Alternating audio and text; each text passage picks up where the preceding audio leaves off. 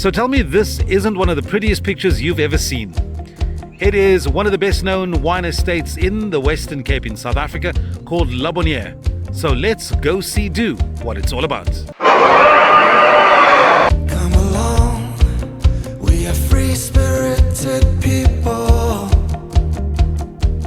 Other than having been bitten by a black mamba, what's the worst thing that's ever happened to you in this job? In this job, I would probably say something like one of our python bites. African rock python bite. Of course, they're non-venomous, but they do have quite big teeth. So a few cuts here and there, but nothing serious.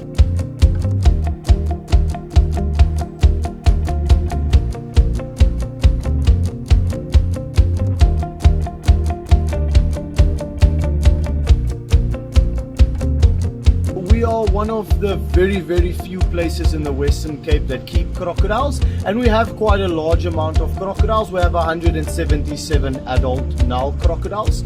So we give the opportunity for people that won't necessarily have the chance to go up north to go experience them in the wild. We give them a chance to actually meet them and see them here. We also educate people about the reptiles, so we have our guided crocodile tours. Every 45 minutes throughout the day, we have a crocodile tour with a professional guide that will teach you all the amazing facts about them. So you also broaden your knowledge. 90 kilograms, about 38 years old. It's still a teenager. He's 100 years. So teenager for us, 35 to 50 years. Teenager, like that. I know a lot of 35-year-old teenager, even one that's 50-year-old. What was little Quentin like? Did you always like snakes and stuff? No, actually not. I did not know that I actually had the passion for especially reptiles up until at the age of 17. When I had a friend in high school that kept a few snakes, went to go visit his place, and from there on fell in love, got totally obsessed, and here we are. So always animals, always a little bird to save, any animal, always willing to help. So the passion for animals have always been there, but I only figured out it was mainly for reptiles at that age of about 7. Okay, so let's talk about the thing that often you find people found snakes in there. Somebody found a snake under their pillow a couple of weeks ago. Yes. People find snakes in their ceilings, in their roofs, in their gardens, and usually they lose it a little bit. They get very scared. What is the kind of appropriate reaction, and what do you do? Okay, so of course fear is going to be the number one reaction. You're scared of a snake, you see a snake, you can quickly feel frightened. Now same thing, that snake is also scared because you are a bigger predator, so just as afraid you are is that snake as well. So usually us that catch snakes, we prefer somebody as soon as they spot a snake to please keep a distance away from the snake, because a lot of the times you want to go closer either to get photos or to do whatever, and that snake gets more frightened and it moves away. So now we get there and the snake has disappeared. So we always ask about 3 meters, stay away from the snake, have a look at the snake. Just keep an eye on the snake, because it helps us when we arrive and you can say it went from this bush to this bush, other than I get there and all of a sudden you say it was here, but now I have to look through the whole garden. So that, and then of course kids and pets, just keep them away. Of course we don't want anybody to run in that's not aware of the snake and get bitten, or dog trying to attack the snake and get bitten. The snake's not going to chase you, because people have this fear that the thing is going to run after you and catch you. Yeah, so there is a lot of fears and a lot of myths, especially with our black mambas and stuff, but a simple way of explaining it to you is, I always use this explanation. Let's say we're in a room now, we have 2 exits on the right and the left, and a lion enters by the left door. I'm going to exit by the right door. I'm going to immediately move away and get away because he's the bigger predator. Now, let's say the right door is locked and he walks in by the left door. I'm not going to go sit down and give up. I'm going to defend myself. It's exactly the same with the snake. As soon as he sees you, he's scared. He sees you bigger. He says, oh, this is a predator that wants to catch me. I want to get away. If you give him a space to get away, he is going to get away. If you unfortunately corner him or make him feel threatened, he's going to defend himself. So if you keep your distance away, there's no snake that will chase you. We are a bigger predator. Their venom is made for food and not for defense. That's not according to the movies. In the movies, the snakes are always chasing you. Yeah, exactly. Snakes on a plane, anaconda.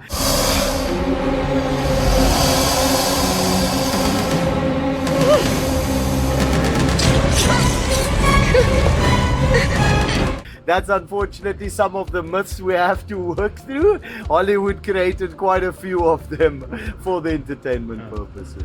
Yes. So, in terms of percentages, how many snakes in South Africa, and particularly in the Western Cape, are actually poisonous that can kill you?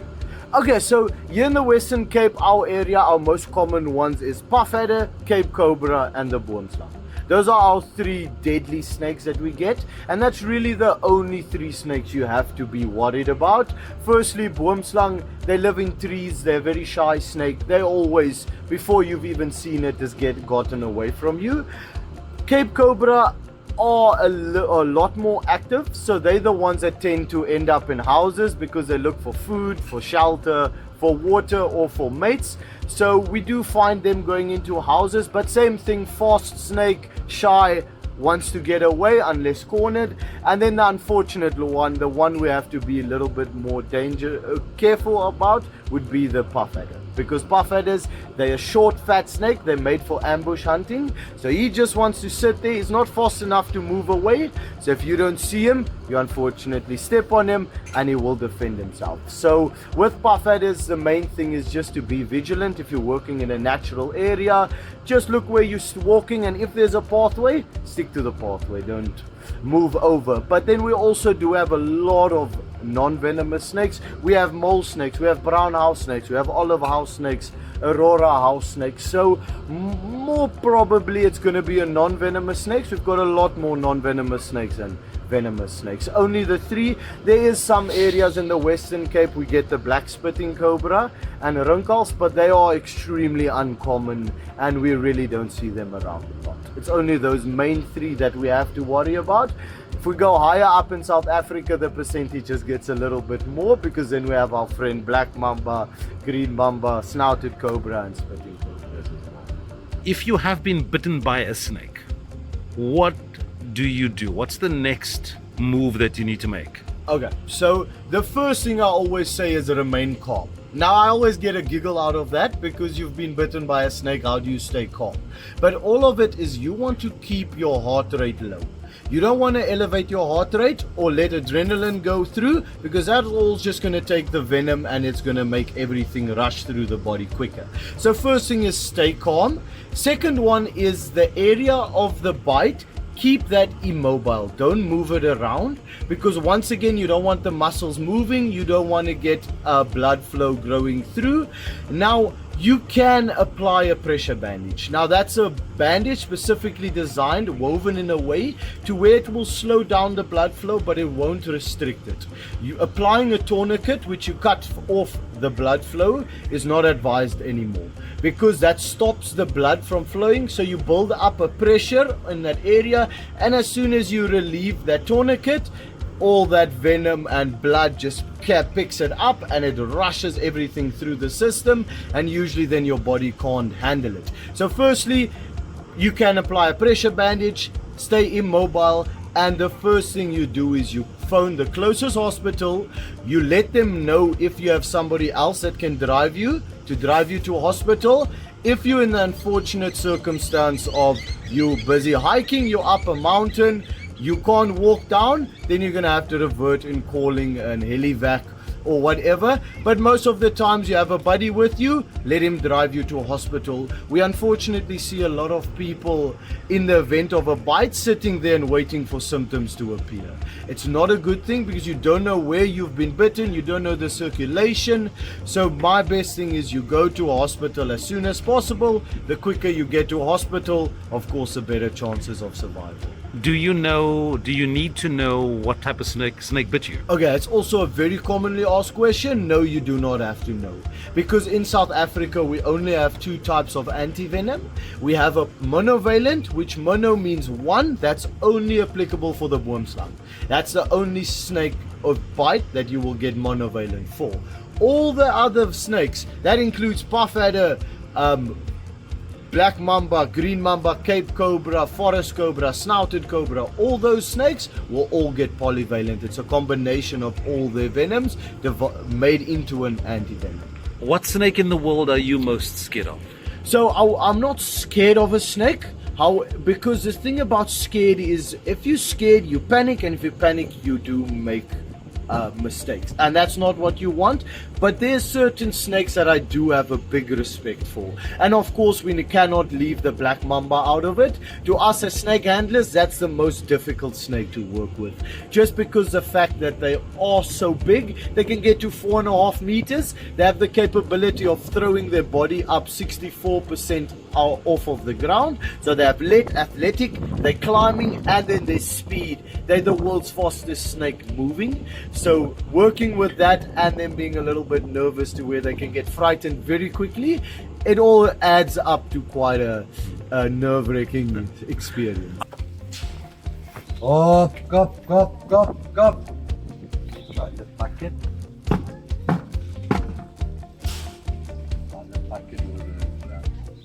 Okay, I'm going to throw it there by the cement, by the line that's running across. Okay, 1, 2, 3. And the race is on, Why they're not going immediately? Because it hasn't got a smell yet. So they're sussing it out. It's a white thing. What is it? Curiosity killed the cat. And watch him turn his head. There we go. 5 seconds. There we go. Not bad. Gone. Right up. There we go. Wow. We don't exactly share. Those coming to Labonniere, Quentin, what must they see? What's the absolute must when they get here? Well, of course, they must see our crocodiles. It's really impressive, the different sizes and stuff. So they really have to see our crocodiles. And then I would say our snakes too. Although we have quite a small collection of snakes, we really chose the best snakes to have. So we really chose the snakes that you want to see. And so yeah, I would say definitely come at least for a reptile tour, a crocodile and snake tour. So in here currently we have a combination of our yellow anacondas and our reticulated python. So you get to touch these guys. This is a bearded dragon. His name is Drogo. And he's just chilling on my arm. And he's a boy, and that's his like ecosystem over there. And there's a little girl somewhere there. Don't know where she is. But now he's trying to. Where are you going? Where are you going? You wanna? Don't fall, Drogo. Look at me. You wanna go back in your cage? Oh, there she is. There's the lady over there. Oh, you wanna go back? Okay, there you go. But then cage dives I will also recommend. I always recommend a cage dive. It's really a very impressive thing, because looking at them from a distance, you see they're big, you see they're impressive, but once they're right up in front of the cage about 5 centimeters away, you actually really experience the size and the real beauty about it.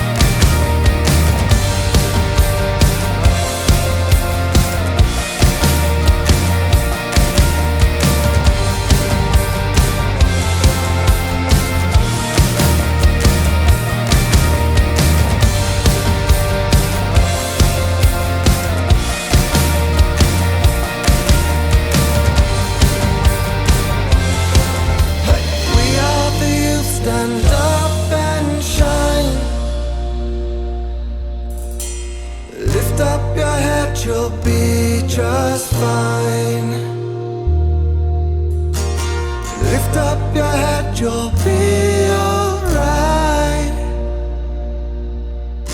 'Cause we are the youth, stand up. Is there anything in life that scares you? Anything in life that scares me? I would say heights. I would say I'm not a fan of heights. I've been trying to get over it by doing cliff jumping and stuff more regularly now. But I would say heights I'm not really a fan of. But when it comes to animals, Spiders don't bother you? no, spiders I'm actually also quite intrigued with them. Unfortunately, we're in the Western Cape where they're blacklisted, so unfortunately not allowed to keep them. So I can't really go into that way, but I find literally any misunderstood animal very, very interesting. Kids, politicians, don't scare you? Oh, kids definitely, kids definitely at the beginning especially, but being at Le Bonheur facilitating kids parties, I've gotten quite experienced at it.